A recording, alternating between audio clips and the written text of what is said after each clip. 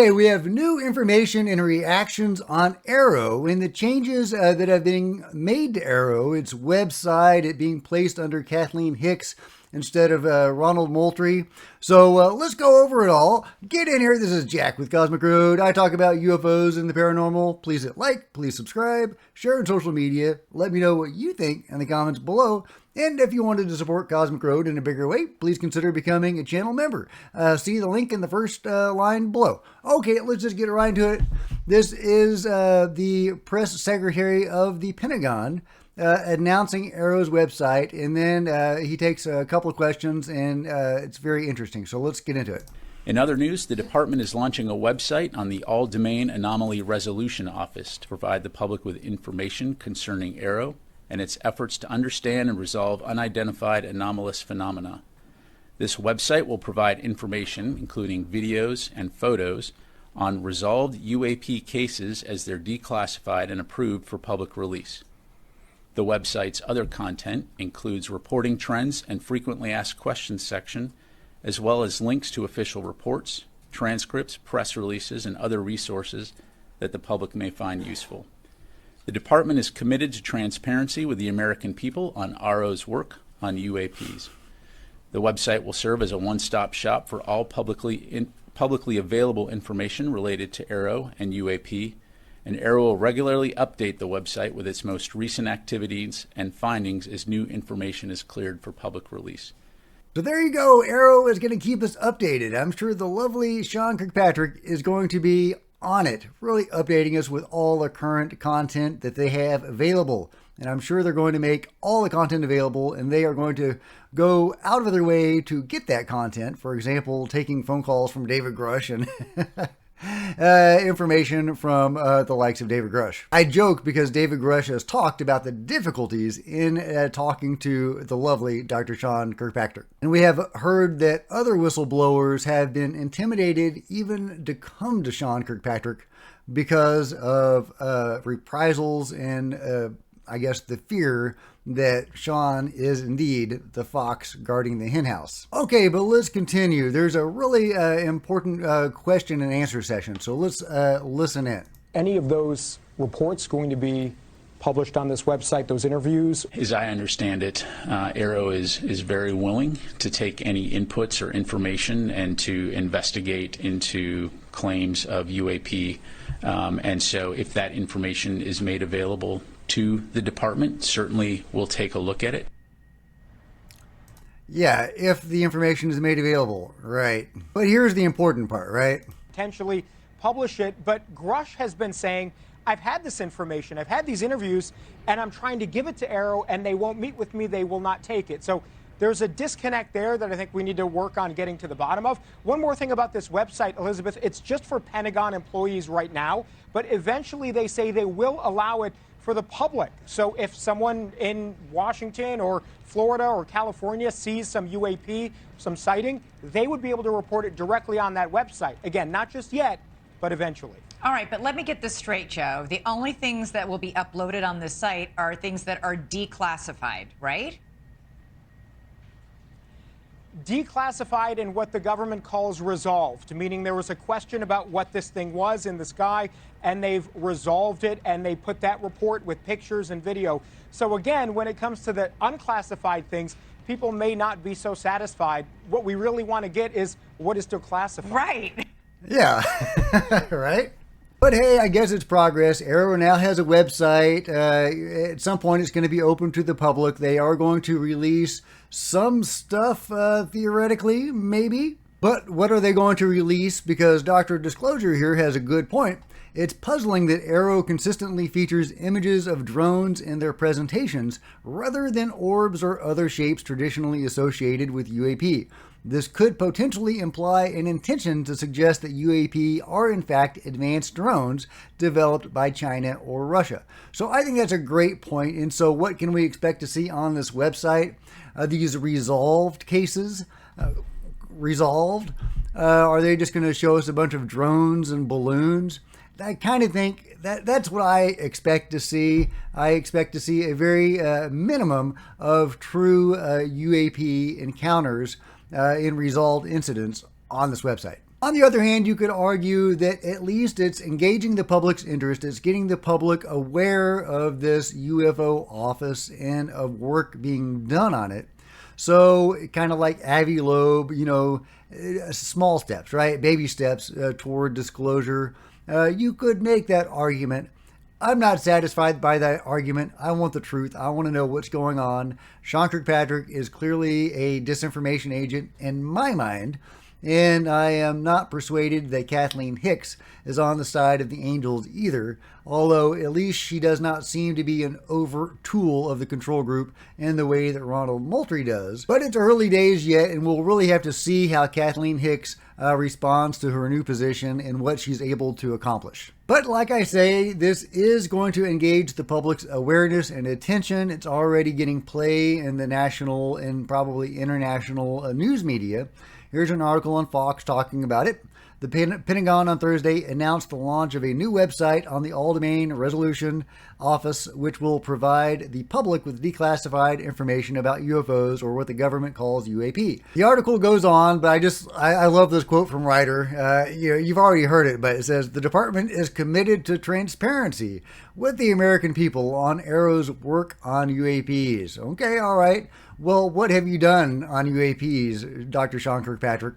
We know that you haven't done a whole lot with David Grush, for example. And in fact, you submitted a letter denouncing David Grush. The article does note the announcement comes just days after 6 members of Congress demanded details from the intelligence community about alleged secret programs that retrieve crashed UFOs and reverse engineer the technology. UFO whistleblower David Grush alluded to both programs in statements under oath during the July 26 House Oversight Committee hearing that highlighted decades of alleged government secrecy around UFOs. I'm not going to go through the whole article, but it's a very favorable article toward the UFO phenomenon and to David Grush. So, I salute the reporters over there at Fox that are continuing to beat the drum and to get some measure of truth out and objectivity out on this issue. Unlike, some of the articles from The Hill have been very snarky about this stuff.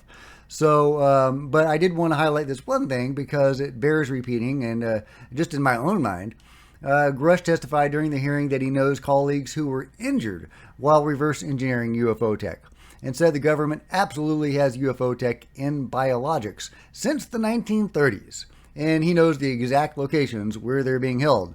And of course, he's delivered those locations to the IG of the Pentagon, the Inspector General, as well as the intelligence committees of both chambers of Congress. So why has Congress not gone to these sites and held a live press conference while Marco Rubio and Kirsten Gillibrand stood atop a UFO? I mean, really. But I do think that's interesting and important that people have actually been injured studying this stuff. That's something that Bob Lazar also talked about, that he inherited his position because the gentleman that was studying, that was occupying that position studying UFOs, or that particular craft before him, was killed studying it. So why are they keeping all this secret? Is there some, sinister motive, or is it a benevolent motive? Are they doing all this for our own good, brainwashing the public for 70, 80 years, probably assassinating many people to keep this quiet?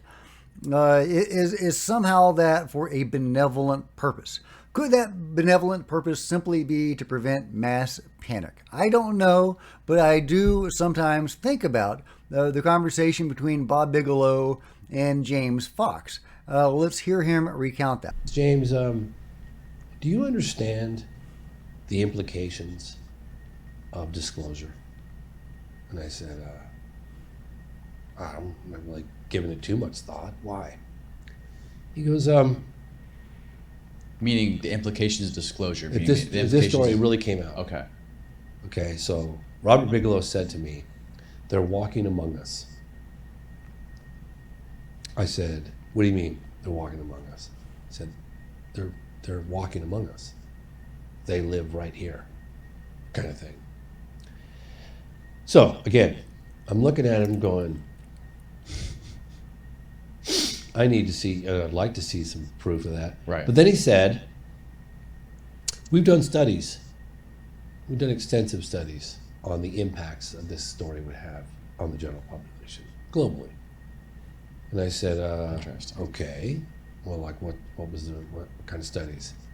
He goes, well, you take Iran-Contra and you take all these other like super big scandals and you multiply those, every one of them that's ever happened in the history of mankind, in modern history, and then you multiply that by 1 million.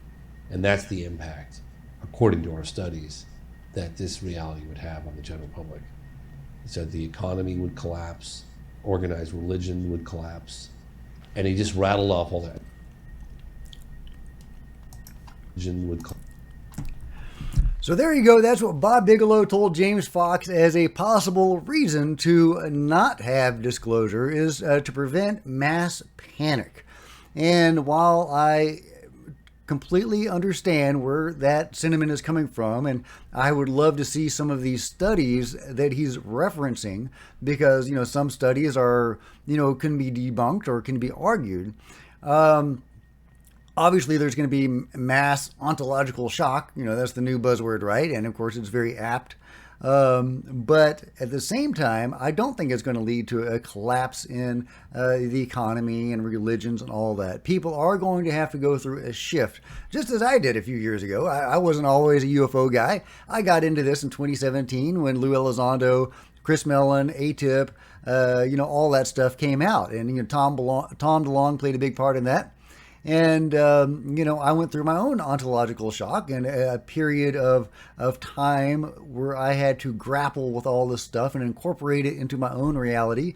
And as I studied it, obsessively, and it just got weirder and weirder and weirder. And then the metaphysical stuff came into it, poltergeist activity, all sorts of crazy stuff.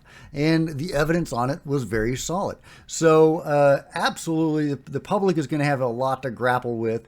And it's, I think a slow roll of disclosure makes sense to give people time to do that.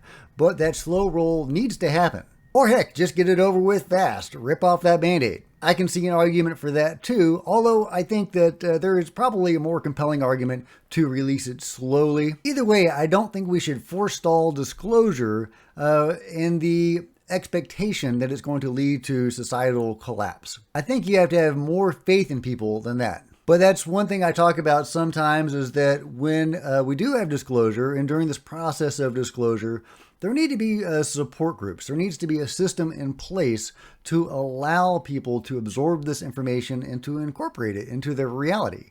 And I think that if there could be groups designed to do that, in whatever fashion that would take, whether it's, therapy, support groups, or some other way to do that, some online group, something needs to be done to help people absorb this. And I think that could mitigate this ontological shock that Robert Bigelow is afraid of. Because, ripping the Band-Aid off too fast could lead to, some unrest. I fully acknowledge that. But if you rip it off a little slower and you have these support groups in place to help people absorb this, I think you're going to minimize that. At any rate, AARO isn't doing anyone any favors by hiding and obscuring this stuff and continually lying about it, which is what Dr. Sean Kirkpatrick has been doing since assuming the directorship of AARO. And yes, he has deliberately, blatantly lied. In the U.A.P. report to Congress that he released, it only had 3 items on it. There were no human effects. Well, we know that's not true. There's lots of human effects. People being injured on studying these things. Obviously, pregnancies and other things. Side effects of the abduction phenomenon. The other item was there had been no collisions with UFOs, and they weren't a danger. They weren't a danger to human vehicles. Well, that, of course, is a lie and untrue. Just go see Preston Dennett's excellent rundown of the many times UFOs have indeed collided with UFOs, and then see NASA doing their own study to determine if these objects could be a danger. And then go see the Dr. Robert Scheit material of the Dragon UFOs, which will buzz any airborne object. Now, hopefully they know what they're doing and they're not going to hit anybody, but you can see the danger. And the other item on that UAP report was the numbers. right, the numbers of incidents and how many of them had been resolved. Well, we know from George Knapp that those numbers were fudged very deliberately to make it look like more items had been resolved than actually had been. I'm going through this because there are some people that actually defend Sean Kirkpatrick and say, hey, maybe he's not lying, maybe he's just wrong, or he's like J. Allen Hynek, he's just thinking about this the wrong way from the stance of a non-believer. Well, that's not true. He's actually just speaking untruths. Anyway, I've talked in numerous other videos about the other incidents that he has lied to the American people in, and I, refer you to those videos. But I did want to take just a moment to address that Sean Kirkpatrick is indeed a blatant liar. So what can we expect from AARO going forward? What can we expect from this website? Well, again, I'm thinking we're going to see a lot of drones and balloons, but I could be wrong. Let me know your thoughts in the comments below. And if you've enjoyed this video, give me a big thumbs up. I sure would appreciate it. Smash the subscribe button and the bell to be notified of future videos. You don't want to miss a thing. Join me on social media. There's Facebook and Twitter links below. I would love to see you guys there. If you wanted to support Cosmic Road in a bigger way, there is a PayPal button below, or you can become a channel member. Channel members are rock stars, and I really appreciate your support. Thank you. Meanwhile, there's plenty of other videos to check out on the channel, and I'll see you guys next time. This is Jack with Cosmic Road, signing out.